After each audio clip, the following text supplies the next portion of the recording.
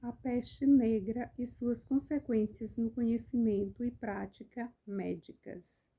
O desafio à autoridade também teria afetado o conhecimento e prática da medicina ensinada.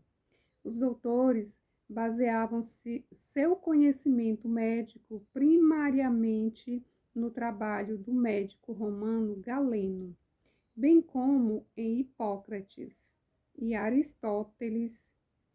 Porém, muitos destes trabalhos encontravam-se disponíveis somente em traduções de cópias árabes e quase sempre muito ruins.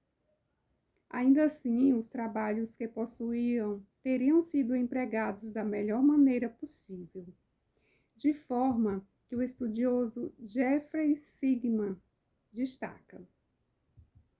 A ciência medieval estava longe de ser primitiva e, de fato, era um sistema altamente sofisticado baseado nos escritos acumulados de teóricos desde o primeiro milênio antes de Cristo. A fraqueza da ciência médica encontrava-se em sua orientação teórica e em livros, os quais realçavam a autoridade dos autores aceitos. A obrigação do estudioso e doutor era interpretar e reconciliar estas antigas autoridades, ao invés de testar suas teorias com base nas realidades observadas. Assim sendo, os doutores e outros cuidadores foram vistos morrendo em uma velocidade altamente alarmante à medida que tentavam curar as vítimas da peste, usando seus conhecimentos tradicionais e, mais além, nada do que prescreviam era útil para seus pacientes. Ficou evidente por volta do ano de 1349 que as pessoas se recuperavam ou morriam devido à peste sem nenhuma razão aparente. O tratamento que recuperava um paciente falhava no próximo. Então, após a peste, os doutores começaram a questionar a antiga prática de aceitar o conhecimento do passado sem adaptá-lo às circunstâncias do presente. De forma que o estudioso Joseph A. Legan escreveu: a medicina lentamente começa a mudar durante a geração após o surto, iniciada pela peste.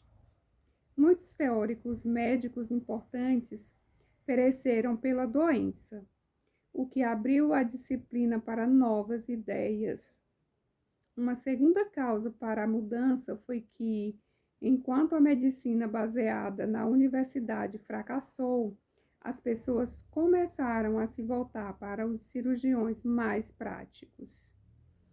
Com a ascensão da cirurgia, foi dada mais atenção ao estudo direto do corpo humano, tanto na doença como na saúde. Investigações e dissecações anatômicas, jamais realizadas na Europa no período pré-peste, prosseguiram com mais urgência e mais apoio das autoridades públicas. Assim sendo, a morte de tantos autores e teóricos que haviam escrito ou traduzido tratados médicos em latim resultou em novos trabalhos nos idiomas vernaculares. Isto acabou permitindo que as pessoas comuns lessem textos médicos, ampliando a base do conhecimento médico.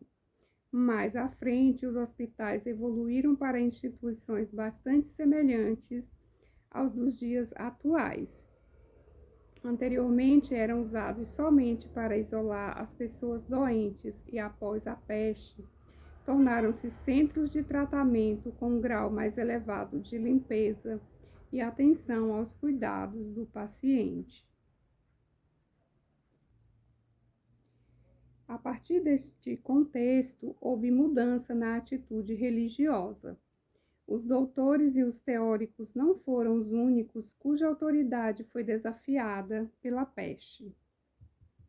No mesmo patamar, o clero sofreu o mesmo tipo de escrutínio e teria inspirado a mesma, ou muito maior, dúvida na capacidade de realizarem os serviços que pretendiam serem capazes.